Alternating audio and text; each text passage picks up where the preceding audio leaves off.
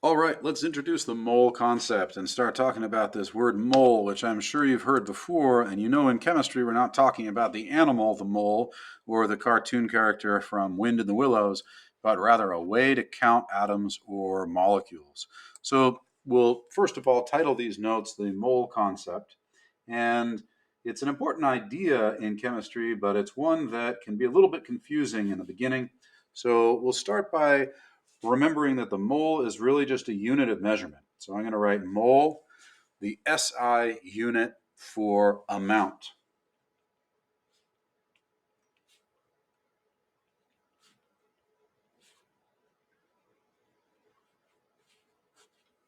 And you might wonder, amount of what? Amount of mass, amount of volume, just amount.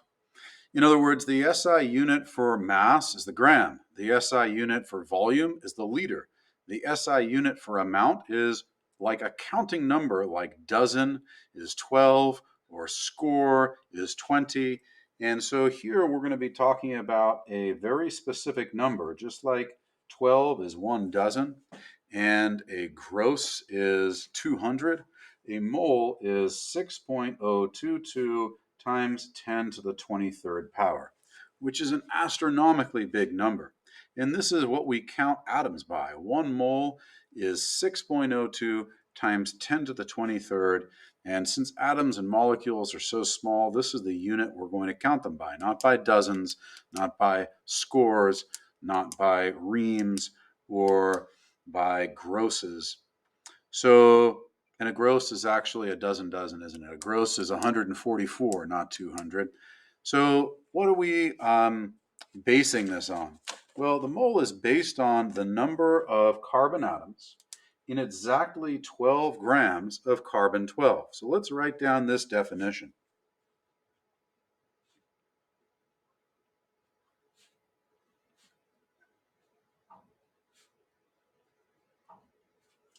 This number, which is the definition of 1 mole, is the number of carbon atoms in exactly 12 grams of carbon 12. And you know carbon 12 is the isotope of carbon that has 6 protons and 6 neutrons. Another way to think about this, which I think is helpful, is that 1 mole of anything is 6.02 times 10 to the 23rd of that thing. In other words, 6.02 times 10 to the 23rd, that means I have to write 6.022, and then I'm going to add another 20 zeros after that last two. So let's see, 1, 2, 3, 4, 5, 6, 7, 8, 9, 10, 11, 12, 13, 14, 15, 16, 17, 18, 19, 20.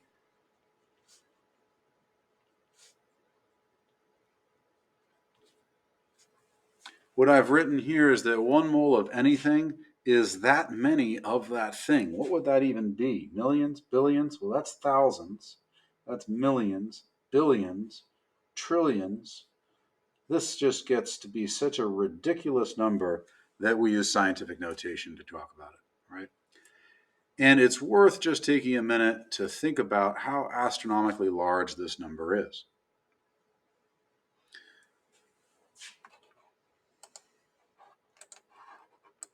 Here's some good examples. If you had a stack of paper that was 1 mole of sheets high, in other words, 6 times 10 to the 23rd sheets of paper, then it would be tall enough to reach to the sun not just once, but more than 1 million times.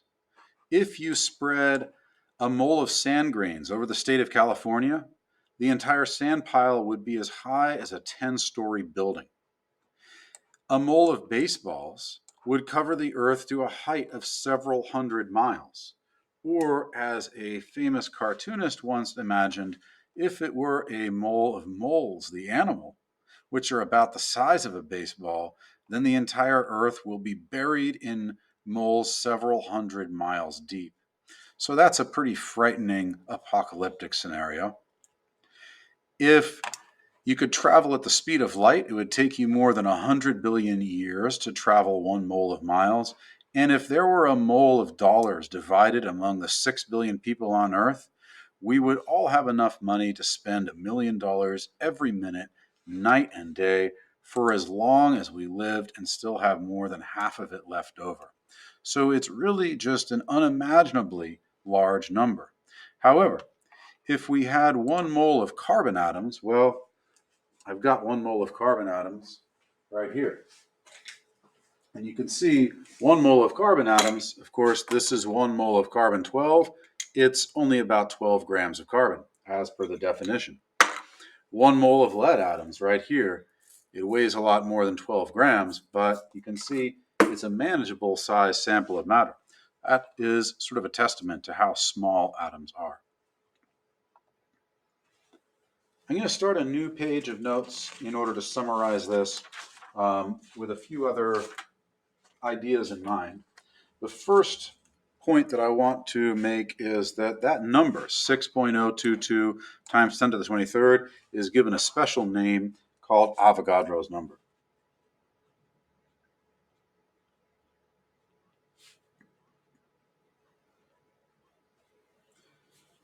Avogadro's number is equal to 6.022 times 10 to the 23rd. That's the definition of a mole, is Avogadro's number of particles. And it is the number of particles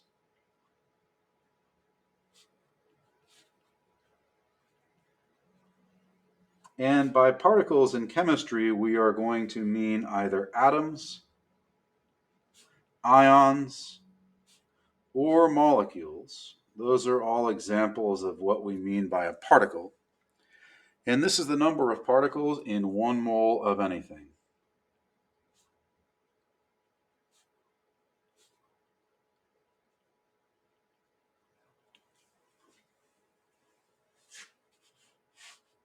So 1 mole of gummy bears is that many gummy bears, and 1 mole of baseballs is that many baseballs, and 1 mole of carbon atoms is that many carbon atoms. 1 mole of lead atoms is that many lead atoms. 1 mole of water would be that many water molecules. When we look at the periodic table, there is a new meaning to one of the numbers on there that we're going to learn about right now. So if we draw a square on the periodic table like this, and we, for instance, use lithium as an example, typically the atomic number is given above the element, and down beneath that number you see another number written, which we have already learned its meaning, but we've actually only learned one of the 2 meanings this number has. So I'm going to write this is the, and number 2 correct answers to finish that sentence. First of all, you know that this is the mass of 1 lithium atom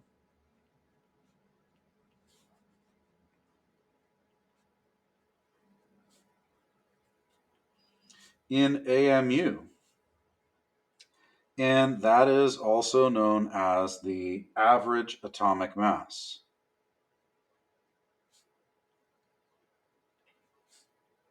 Notice here we're talking about the mass of a single atom, and the units are the AMU. However, this number has a different meaning as well.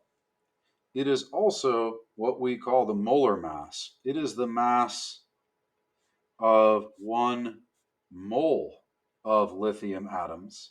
And notice that the abbreviation for mole, M-O-L-E, is MOL. Doesn't save a lot of ink, but that's how that convention is. The mass of 1 mole of lithium atom in grams, since we're talking about a huge collection of atoms, they'll actually have a significant mass, and that is also known as molar mass. Notice molar mass is in grams, and we're talking about a significant sample of matter because it's a mole of atoms. And average atomic mass is in AMU. And this is why such a seemingly random number is designated as the value for Avogadro's number.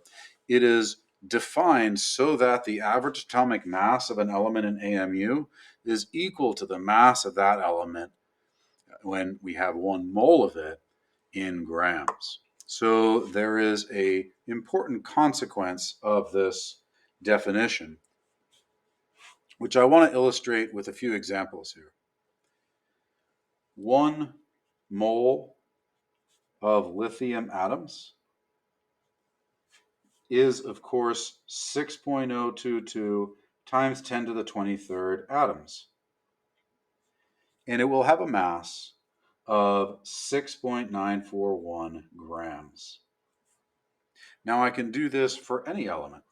For instance, I could talk about 1 mole of, for instance, copper. And if I have 1 mole of copper atoms, I still have 6.022 times 10 to the 23rd atoms, because that's what a mole of anything is. But copper, of course, weighs a lot more than lithium. It weighs 63.546 grams. And if I have 1 mole of lead, you can see I've got 1 mole of lead right here. It weighs about 208 grams. But it's still this number of atoms. But just like eggs are heavier than ping pong balls, if we had a dozen of each, it would be a heavier collection of eggs than ping pong balls, even though they have the same number of each. The molar mass of lead is 208 grams per mole, and that means 1 mole of lead is going to weigh 208 grams. So really what we want to distinguish between is mass and amount. This is a mass of an element, and this is an amount of an element.